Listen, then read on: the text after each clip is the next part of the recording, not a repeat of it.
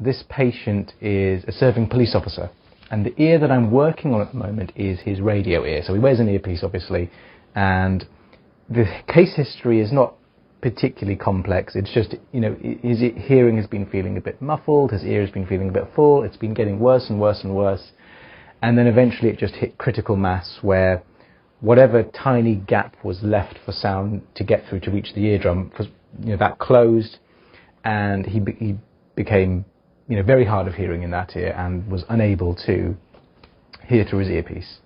So he's come to see me. This is the situation here. Again, not necessarily ordinary earwax here. We do have the classic sort of earwax dead skin hair matrix, which is extremely resistant to suction, very, very hard to deal with. And you can see here I'm going in with suction and a little bit of olive oil. Really what I'm doing here is just sort of probing the situation, just teasing the wax and just seeing how easy it will be. A little bit more olive oil in here. And you'll see that mostly I'm going in at the edges. I'm testing the periphery and dragging it into the center and just moving it around to see if there's any kind of movement there whatsoever. So this is just sort of the initial stage of investigation, I suppose. Ultimately, the thing that will save the day is a Cawthorne hook, which you'll see in a moment and you've seen on other videos as well. But it is just a very, very, very tiny metal hook. So there it is. This is a number 6, and I'm going in on the side here.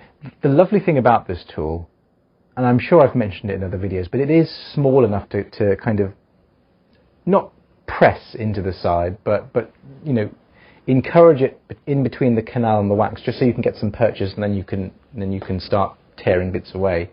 Whereas with a St. Bart's hook, it's just too large to do that. So what I'm doing here is just disturbing the wax plug, disrupting it.